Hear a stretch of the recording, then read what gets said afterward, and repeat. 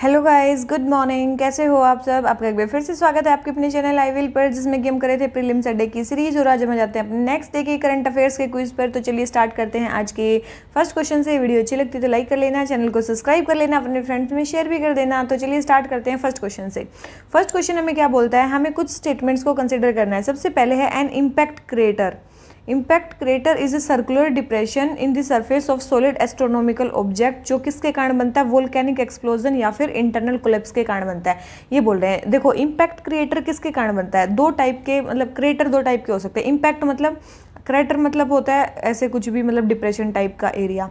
Impact मतलब कोई चीज़ लगने से जब वो क्रिएट होता है। और वोल्केनिक एक होता है वोल्केनिक क्रेटर, ठीक है, एक होता है वोल्केनिक क्रेटर। वो क्या होता है? वोल्केनिज्म के इरप्शन से जो क्रिएट होता है क्रेटर, उसको बोलते हैं वोल्केनिक क्रेटर। और जो किसी चीज़ के लगने से, किसी स्मॉल, मान ले कोई ऑब्जेक्ट आ रही है, उसकी हाइपर वेलोसिटी के कारण जो इम्पैक्ट होता है किसी भी सरफेस पे, तो उसको बोलते हैं इम्पैक्ट क्रेटर। तो इम्पैक्ट क्रेटर अलग होता है और वोल्केनिक इरप्शन से जो क्रेटर क्रिएट होता है वो अलग होता है। तो ये स्टेटमेंट हमारी क्या हो जाती है? रॉन्ग हो जाती है।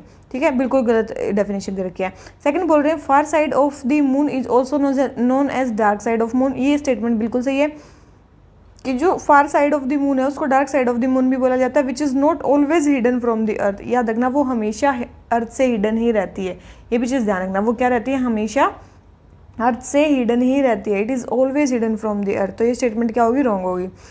थर्ड है the lunar south pole also sits on the rim of massive impact crater of solar system. ये स्टेटमेंट बिल्कुल सही है। जो मतलब जो लूनर साउथ पोल है वो मैसिव इम्पैक्ट जो क्रेटर है उसके रिम पे प्रेजेंट है सोलर सिस्टम के। ये स्टेटमेंट सही है। तो थर्ड स्टेटमेंट करेक्ट है, first and second statement wrong है। और हमें क्या बतानी है? करेक्ट स्टेटमेंट बतानी है।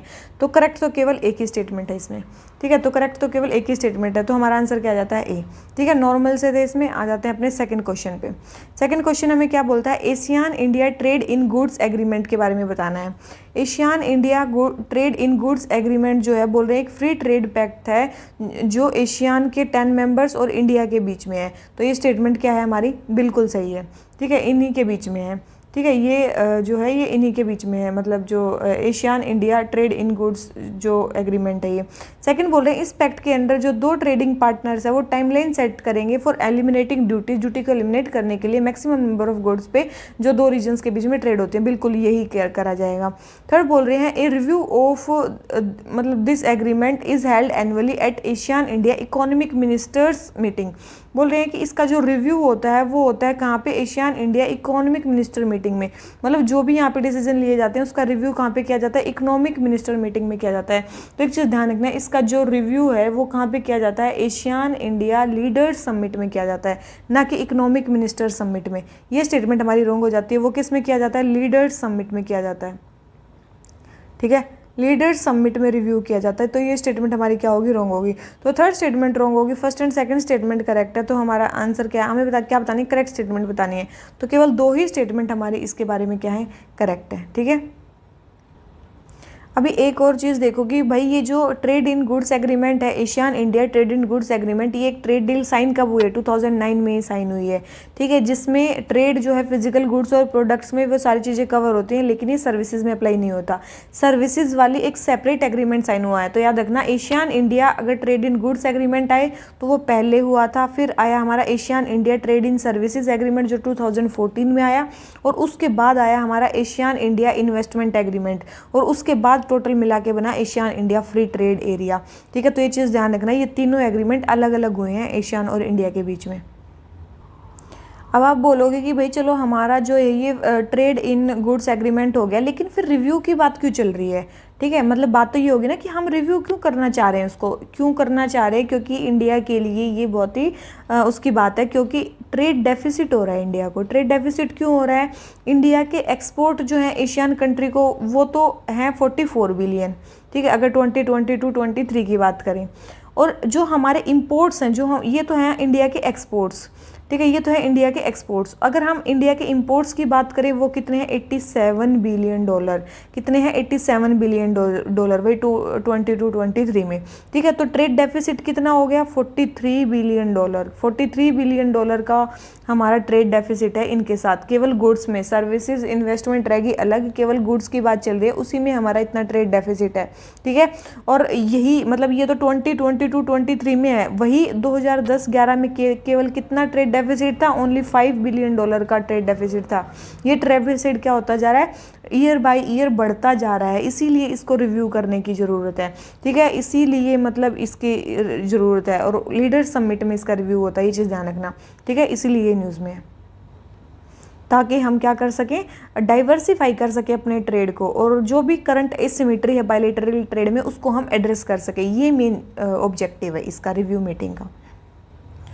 तो मेरे ख्याल से ये एशियन वाला सिस्टम आपको आ गया होगा समझ में। तो क्वेश्चन नंबर 2 हो गया कंप्लीट। आ जाते हैं क्वेश्चन नंबर 3 पे। क्वेश्चन नंबर 3 है यशुनी नेशनल पार्क के बारे में बात चल रही है। यशुनी नेशनल पार्क न्यूज़ में है, तो उसके बारे में बतानी है। सबसे पहले यशुनी नेशनल पार्क वर्ल्ड का मोस्ट बायोडाइवर्स रीजन है। बिल्कुल भाई है। बोल रहे हैं ब्राज़ील में है, नहीं, ये कहाँ पे है, इक्वाडोर में है। कहाँ पे है ये, इक्वाडोर में है, ये ब्राज़ील में नहीं है। तो सेकंड स्टेटमेंट क्या होगी, रॉन्ग। थर्ड, इसमें टागेरी और तारोमिनानी मतलब लोग रहते हैं सेल्फ आइसोलेशन में, बिल्कुल ये लोग यहाँ पे रहते हैं। और इसको वर्ल्ड बायोस्फीयर रिजर्व भी डेजिग्नेट किया है किसने, यूनेस्को ने। ये स्टेटमेंट भी करेक्ट है। ये तीनों ही स्टेटमेंट इसके बारे में करेक्ट है, केवल सेकंड स्टेटमेंट रॉन्ग है, हमें करेक्ट बतानी है। तो 3 स्टेटमेंट इसके बारे में करेक्ट है, और 1 स्टेटमेंट इसके बारे में क्या है, हमारी रॉन्ग है। ठीक है। ये आपको दिख रहा होगा भाई, ये साउथ अमेरिका का मैप है, उसमें आपको दिख रहा होगा इक्वेडोर। ठीक है। इक्वेडोर में ये इधर आपको दिख रहा है क्या है, यशुनी नेशनल पार्क। ठीक है। इधर दिख रहा होगा आपको, यहाँ पे क्या है, ये रहा यशुनी नेशनल पार्क। ठीक है। यशुनी नेशनल पार्क ईस्टर्न में है। तो इक्वेडोर में हुआ क्या है, एक हिस्टोरिकल डिसीजन लिया है कि वहाँ पे रिजेक्ट कर दिया गया है ऑयल ड्रिलिंग को। ठीक है। इक्वेडोरियंस ने एक डिसीजन लिया है कि उन्होंने रिजेक्ट कर दिया है ऑयल ड्रिलिंग को, जो रेफरेंडम से हो रही थी कहाँ पे, यशुनी नेशनल पार्क में, जो कि एक बहुत ज़्यादा बायोडाइवर्स अमेजियन रीजन है। ठीक है। इसीलिए ये न्यूज़ में है। और इक्वेडोर में भी कहाँ पे है, और एक और चीज़ ध्यान रखना, इक्वेडोर में एक रिवर भी है, उसको बोलते हैं नेपो रिवर। ठीक है। आजकल बहुत ज़्यादा वर्ल्ड ज्योग्राफी की छोटी छोटी चीज़ें आ रही है, तो याद रखना ये नेपो रिवर कहाँ पे, ये कहाँ पे, इक्वेडोर में है, ध्यान रखो। और नेपो रिवर जो है वो किस नेशनल पार्क से पास होती है, यशुनी नेशनल पार्क से। ठीक है। ये कुछ कुछ ऐसे ध्यान रख लेना, पेरू और इसके बीच में, तो ये कुछ कुछ चीज़ें ध्यान रख लेना। ठीक है। इसके बारे में ना 1-2 चीज़ें और ध्यान रखना कि यहाँ पे जो 2 चीज़ें बताई थी वो तो हैं ही, साथ में यहाँ पे 1-2 कम्युनिटी और भी रहती हैं जिनके नाम काफ़ी फेमस हैं। एक तो है वाओरानी। ठीक है। एक तो है वाओरानी, एक है किचुआ पीपल। ठीक है। ये भी चीज़ ध्यान रखना, वाओरानी और किचुआ पीपल भी यहाँ पे इंडिजिनस कम्युनिटीज़ हैं यहाँ की। और भी बहुत सारी मतलब अगर एनिमल्स में बायोडाइवर्सिटी बोले तो बहुत सारे मैमल्स भी पाए जाते हैं, जैसे कि जैगुआर हो गया, पूमाज हो गए, तापिर्स हो गए, ये सारे भी यहाँ पे पाए जाते हैं। ठीक है। तो ये तो है इम्पोर्टेंट। तो मेरे ख्याल से आपका यशुनी नेशनल पार्क का तो क्वेश्चन कंप्लीट हो गया होगा, ये हो गया कंप्लीट। आ जाते हैं नेक्स्ट क्वेश्चन पे। नेक्स्ट क्वेश्चन है हमारा इंडो फ्रेंच जॉइंट एक्सरसाइजेस के बारे में बताना है, कौन सी स्टेटमेंट हमारी करेक्ट है, कौन सी रॉन्ग है। ठीक है। देखो आप सभी को पता है गरुड़ जो है वो क्या है, हमारी एयर एक्सरसाइज है, जो इसके साथ होती है, हमारी फ्रांस के साथ होती है। शक्ति हमारी आर्मी की एक्सरसाइज है, और वरुण जो है वो नेवल एक्सरसाइज है, ये सही दे रखा है। ठीक है। तो हमारी करेक्ट स्टेटमेंट बतानी, तो केवल एक ही स्टेटमेंट हमारी इसके बारे में क्या है, करेक्ट है। ठीक है। तो इंडो फ्रेंच के बारे में केवल एक ही स्टेटमेंट करेक्ट है। ठीक है। नॉर्मल भी आप इसके बारे में सोच सकते हो कि भाई गरुड़ एक पक्षी होता है जो उड़ता है, तो हवा में उड़ता होगा। ठीक है। तो एयर एक्सरसाइज गरुड़ होगी। ठीक है। वरुण मेनली जल देवता को भी मतलब जल के लिए यूज़ किया जाता है, तो वो नेवल होगा। एक ही रह गया शक्ति, तो वो आर्मी के लिए होगी। तो ऐसे भी आप थोड़ा दिमाग लगा सकते हो इस क्वेश्चन में। तो ये क्वेश्चन भी हो जाता है हमारा कंप्लीट। आ जाते हैं नेक्स्ट पे। नेक्स्ट बोल रहे हैं कौन सी कंट्री सऊदी अरेबिया को बॉर्डर नहीं करती है। भाई ये क्वेश्चन आपका गलत हो गया ना, आप कुछ भी कर लेना।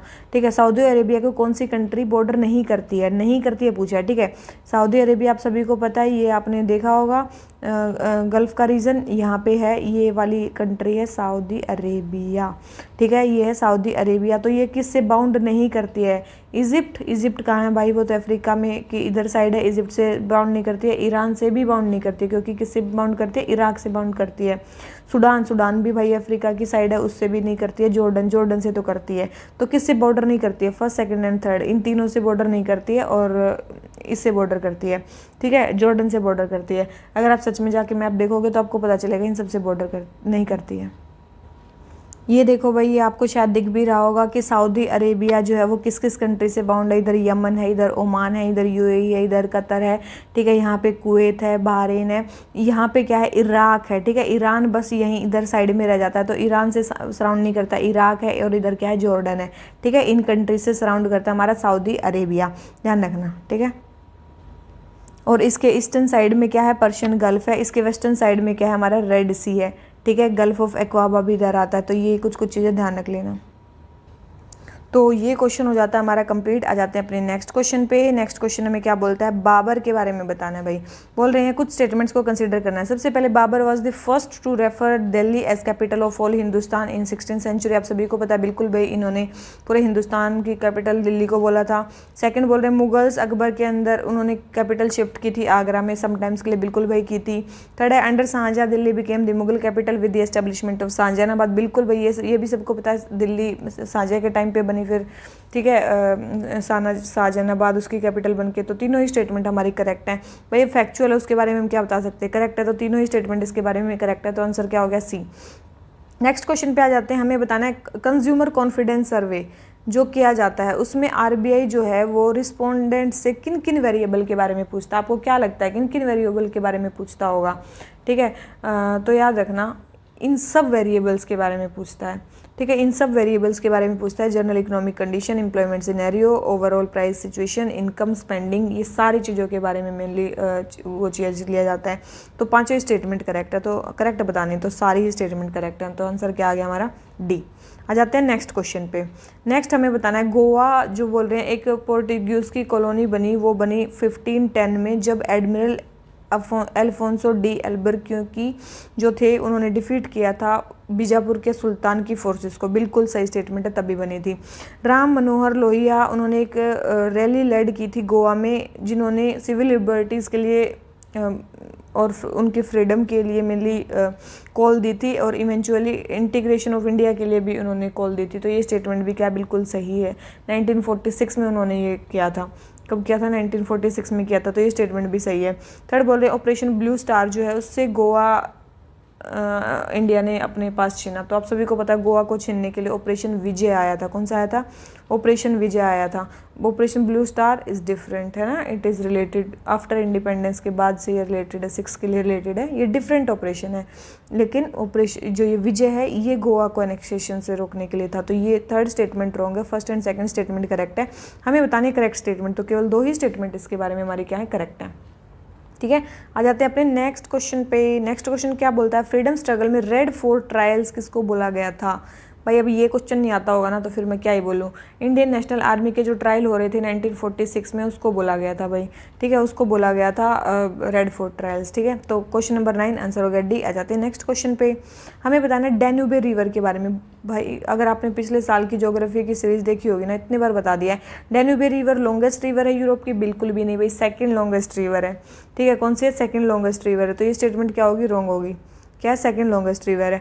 दूसरी चीज़, जर्मनी में ओरिजिनेट होती है और ब्लैक सी में ड्रेन करती है। तो ये स्टेटमेंट आप सभी को भी पता है कि ये स्टेटमेंट भी बिल्कुल सही है कि भाई ब्लैक सी में ये जाके गिर जाती है, जर्मनी में ओरिजिनेट होती है। और वियना, बुडापेस्ट और बेलग्रेड, इन सब से ये फ्लो करती है, बिल्कुल यहाँ से फ्लो करती है। तो second and third statement correct है, करेक्ट बतानी है। तो second and third statement correct है, फर्स्ट स्टेटमेंट इसके बारे में क्या है, रॉन्ग है।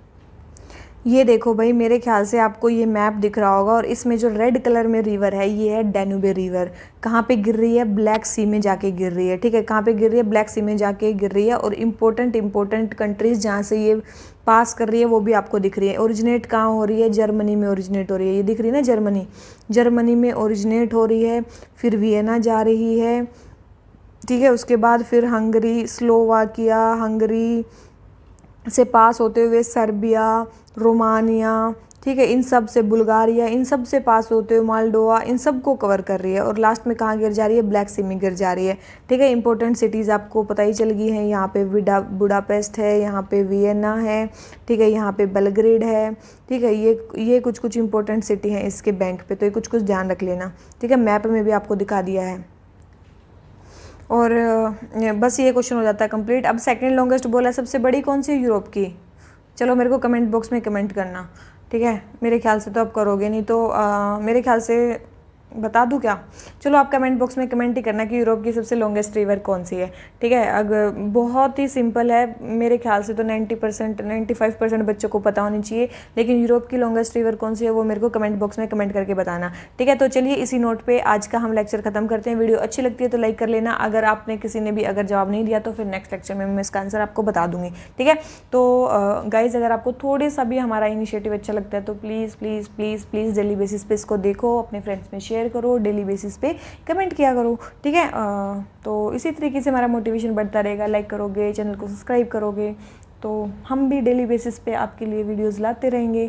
ठीक है, नहीं तो फिर वही है, फिर डिसकंटिन्यू हो जाता है, क्योंकि आपके देखने के साथ ही हमारा भी मोटिवेशन बढ़ता है, तभी कुछ आगे करने का मन करता है। तो बस यही है, और कोई मतलब इसमें सेकंड चीज़ नहीं है कि भाई क्यों वीडियोज़ नहीं आती हैं, क्यों कई बार इरेगुलर हो जाती हैं, कोई सेकंड वो नहीं है। हाँ, कई बार हेल्थ इशू है एक बहुत बड़ा, वो हो जाता है, लेकिन उसके अलावा अगर कोई रीज़न है तो वो है कि भाई अगर कोई देखेगा नहीं तो वीडियो बनाने का कोई फ़ायदा नहीं है। ठीक है, तो जो कुछ लोग देखते भी है ना, फिर वो उनका भी नुकसान होता है।